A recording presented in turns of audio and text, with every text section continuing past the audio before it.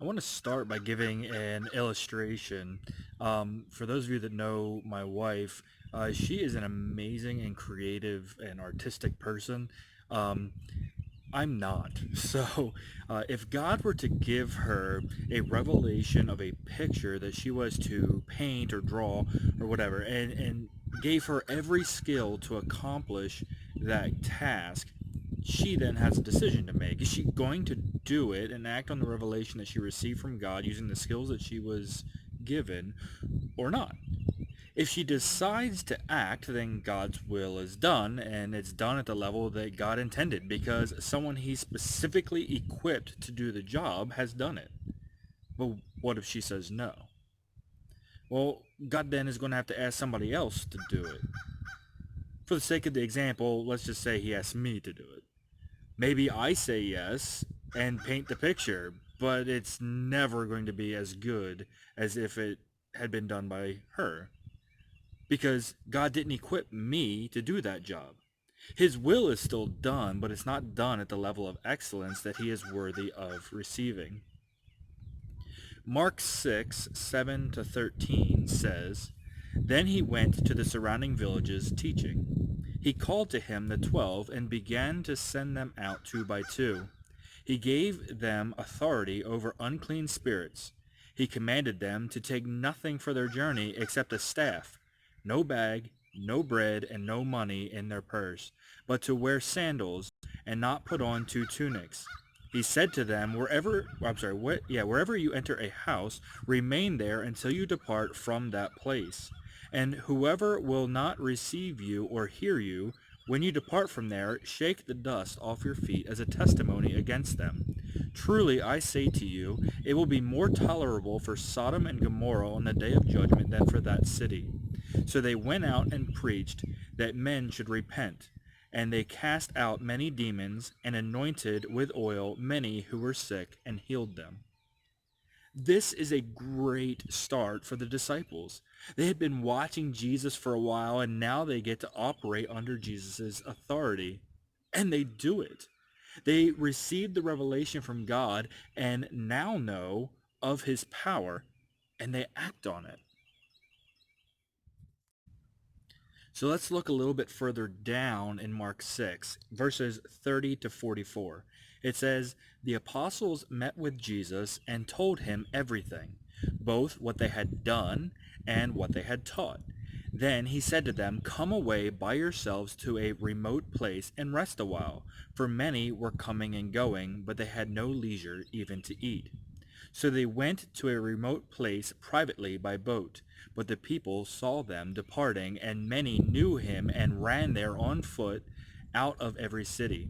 They arrived first and came together with him. When Jesus came out and saw many people, he was moved with compassion on them, because they were like sheep without a shepherd. He had began to teach them many things. When the day was getting late, his disciples came to him and said, This is a remote place, and now the time is passing. Send them away into the surrounding country and villages to buy themselves bread, for they have nothing to eat. But he answered, You give them something to eat. They said to him, Shall we go and buy 200 denarii worth of bread and give it to them to eat?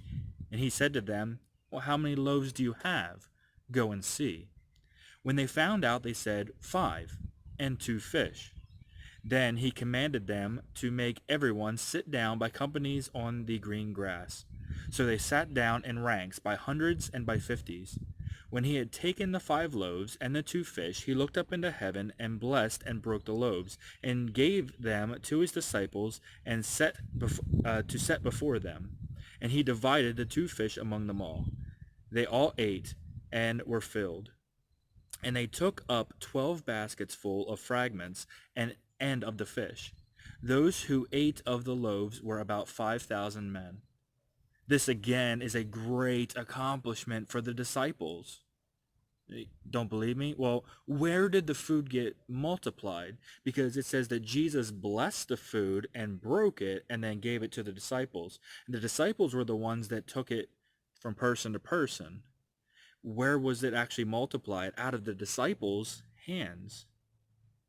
When the disciples handed it out, that's when the miracle happened. These are great times to be a disciple. Jesus gave a revelation of the power of God that worked through their own hands. This has got to be one of the highlights of their lives.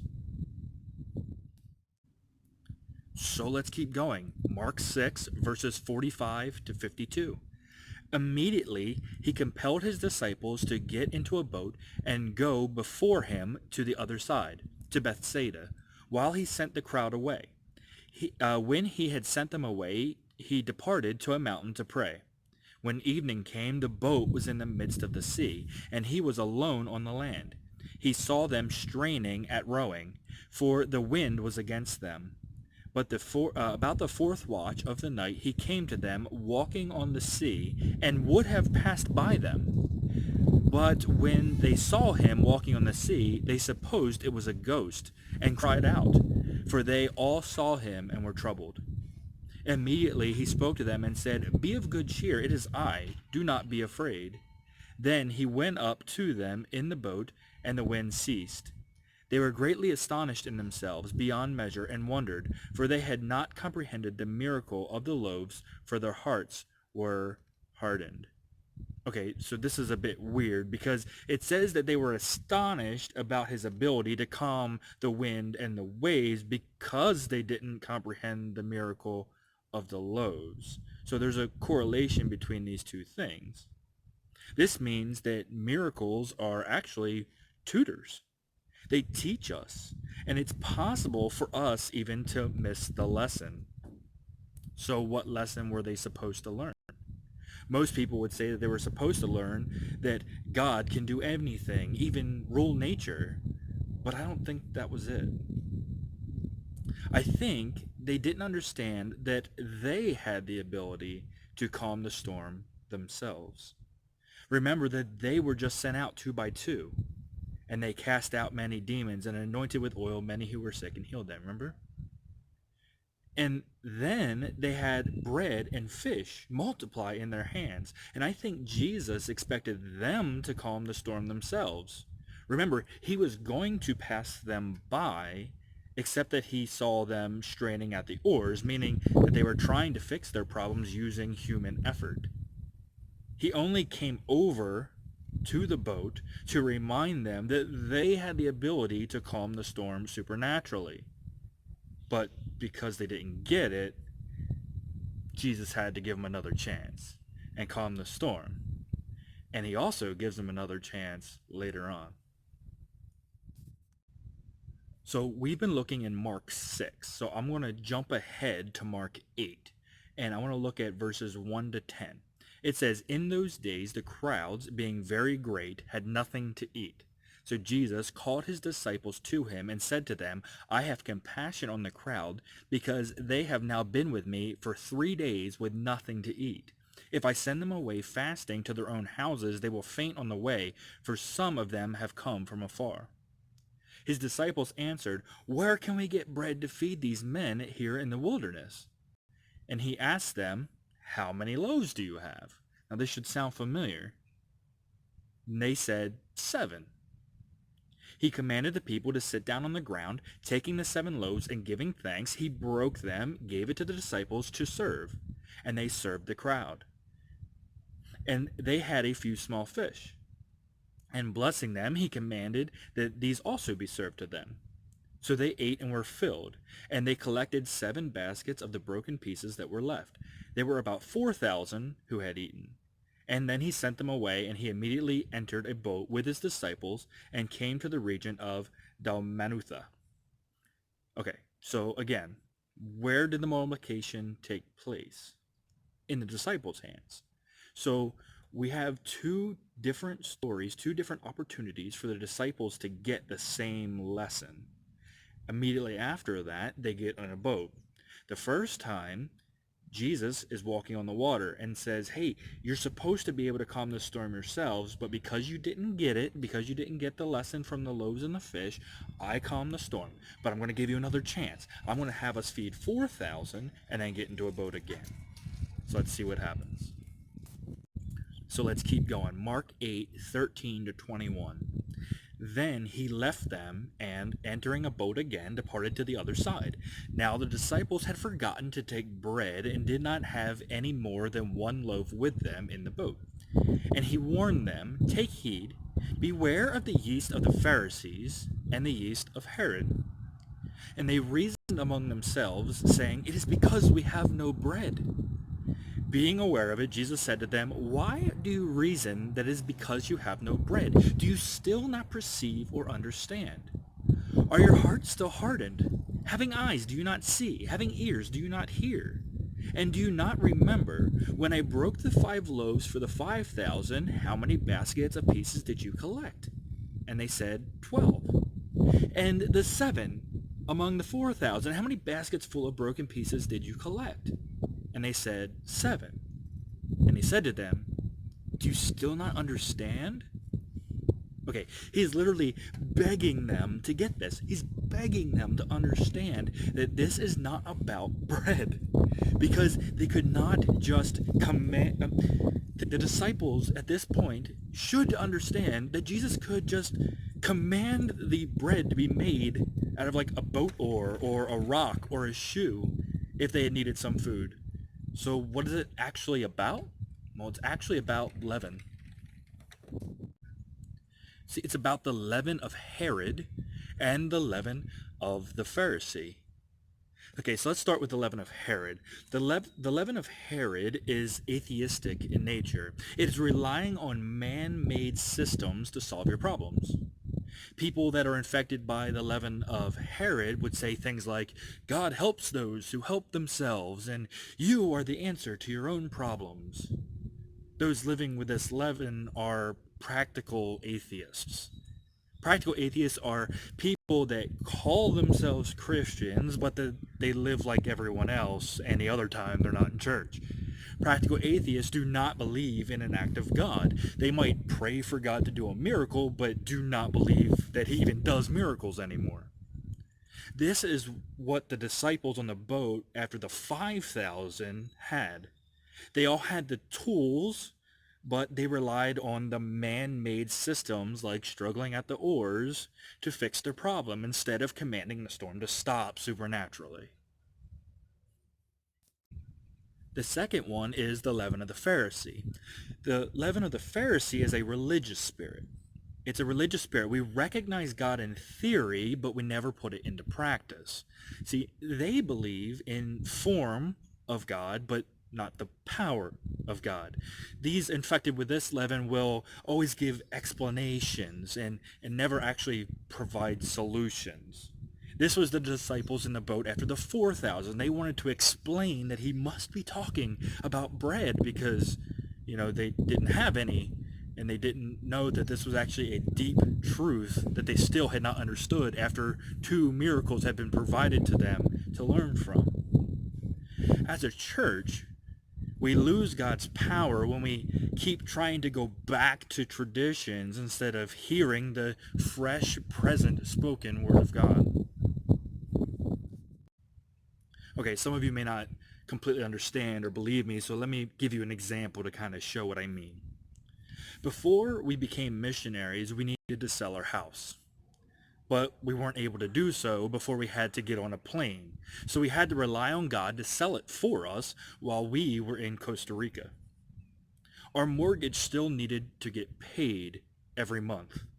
And we had a little bit of savings, but it was quickly running out because we had to pay for that mortgage. God even provided a certain individual to pay 1 month's mortgage for us in order for us not to miss a payment. But then God sold the house 3 months later. God provided the money necessary for us to not be ruined financially in a miraculous way. This miracle is supposed to teach me something. It should teach me that I should never have to worry about finances. In fact, if God has ever provided a miracle in any area of my life, and he has many times, I am not able to complain about that topic any longer. He provided the miracle for me to learn the lesson so I wouldn't have to worry about it any longer. If I was to be put in another financial crisis situation, many people would applaud and maybe even think that I was wise if I were to consult a financial expert or ask others for money to help me, but only I would know that those actions were strictly because I was fearful that God wouldn't come through again for me. Sometimes what people think is wisdom is actually fear. Now, that's not all the time, but that is sometimes. It has to do with what has God taught you in this miracle. Has he taught you to rely on him? If he has, then you're responsible to rely on him and not to think about other man-made solutions. Okay, let me kind of put this in perspective another way. Let's look at two separate storms. Okay, the first one will be in Mark 4, verses 35 to 41, and the second one will be in Jonah 1, 4 to 6. Okay, so here we go. Mark 4, 35 to 41. The same day when the evening came, he said to them, "Let's cross to the other side." When they had sent the crowd away, they took him in the boat just as he was. There were also two little boats with him. A great wind storm arose, and the waves splashed into the boat, so that it was now being filled. And he was in the stern, asleep on a pillow. They woke him and said, "Teacher, do you not care that we're dying?" He rose and rebuked the wind and said to the sea, "Peace, be still." Then the wind ceased, and there was great calm. He said to them, "Why are you so fearful? How is it that you have no faith?" And they feared greatly and said to one another, "What kind of man is he that even the wind and sea obey him?" Okay, let's change gears and let's look at Jonah 1, 4 to 6. But the Lord hurled a great wind upon the sea, and a mighty storm came upon the sea, so that the ship was in danger of breaking up. Then the sailors were afraid, and each cried out to his God. They tossed the ship's cargo into the sea in order to lighten the load. But Jonah had gone down into the hold of the ship and had lain down and was fast asleep. The captain came to him and said, "What are you doing asleep?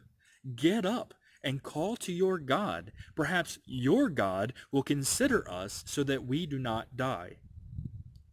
In both storms, we have a man sleeping in a boat while there's a huge storm raging outside. But the storms are caused by different things.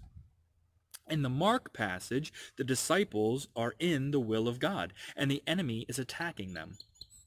In Jonah's case, he is running from God, and God sent a storm to redirect him back into his will. Not as a punishment, not as anything, not to steal, kill, or destroy. He's not doing that. He's doing it to redirect one of his believers back into his will. So, if you are in a storm because God is redirecting you, then you need to get back into his will for the storm to stop. But for the rest of us, God has equipped us all with a specific revelation of himself. This is a unique part of God that God has put inside of each and every one of us that no one else in all of human history has. He's too creative to have the same part of himself in the same, they're two different people. He wouldn't do that. He has a unique, one-of-a-kind thing inside of each person. He has provided that particular skill set to me and to you that no one else in all of human history has. We have spiritual gifts that make us who we are. So when those storms come, because we're in God's will and the enemy is angry, we need to remember that God has equipped us personally to handle anything that the enemy can throw at us. So when those storms come in life, do we use what we have been given? Or do we cry out to God to take it away? These storms are areas where we can produce a miracle, and in those miracles we learn. If God takes it away, it's much harder to learn the lesson. So he waits and waits and waits and waits and waits for us to do what he has equipped us to do. I wonder how many of us have ever heard the saying that God comes through in the 11th hour. Maybe that's not a good thing. Maybe he waits that long because we're supposed to calm the storm, and he only steps in the 11th hour because we didn't do what we were supposed to do. Now, don't get me wrong, praying for God to do the miraculous is important. But if God has given me a hammer to pound down a nail, and I keep praying for him to hit the nail instead, he's going to wonder why I don't use the tools that he provided me to do the job. In the same way, he has equipped us with talents and spiritual gifts, for the weapons of our warfare are not carnal, but mighty through God to the pulling down of strongholds, casting down imaginations and every high thing that exalts itself against the knowledge of God, bringing every thought into captivity to the obedience of Christ. That's 2 Corinthians 10. So what about us? What has God equipped us to do? What has God equipped me to do? What has God equipped you to do? What revelation has he given to you? Has he revealed to you? Have you acted on it yet? Or are you hiding your revelation from God and from others? Have you accepted his mission or rejected it? Have you travailed in prayer over years or weeks or months for something that God has already given you the tools to overcome? And if he has, will you finally use those tools? So I want to kind of wrap up by looking at kind of everything we just said and just making it practical. If you are in a storm right now because you're not in God's will, I pray for you to get back into God's will. That's where he needs you to be. He's trying to redirect you back to where he is. The storm isn't to cause destruction. The storm isn't to bring fear. The storm is just to redirect you. And as soon as you get back to where God wants you to be, the storm will go away. Or maybe you're in a storm because the enemy's angry because you are doing something that is hindering him. And if that's the case, God has provided you with tools. But maybe you don't know what those tools are yet. So I pray that you ask God right now for what tools he has provided you in order to defeat the schemes of the devil. And when he gives those to you, I encourage you to use those tools. Now, by all means, pray to God for him to miraculously come in and take care of it. But if he doesn't immediately do that, maybe it's because he has provided you with the tools to take care of it, and he wants to co-labor with you and actually have you do it instead of just having him do it. Now, ultimately, we know that it's God working through us, but this is a co-laboring thing. He does want us to be a part. And then there's others maybe that you have this. You are doing this. You are constantly, maybe you're out right now with the COVID-19 thing. You're already out at stores right now, laying hands on people, praying for them, seeing them get healed. I don't know. But if you have this, I encourage you to find somebody who doesn't, and to pray for them and to bless them and to impart what you have, the peace and the security that you have, onto them. So right now, Lord, thank you so much for everybody listening. Thank you for their desire to be in your will. Thank you for their desire to get tools to defeat the enemy if he's attacking them. Lord, I pray right now, even for those that have it all together right now, that you right now would take care of them as they take what their peace, their boldness that they have, and they impart it to others. I thank you right now for everything that you're doing in us, and I pray that we use the tools that you have provided for us. In Jesus' name, amen. Thanks, guys.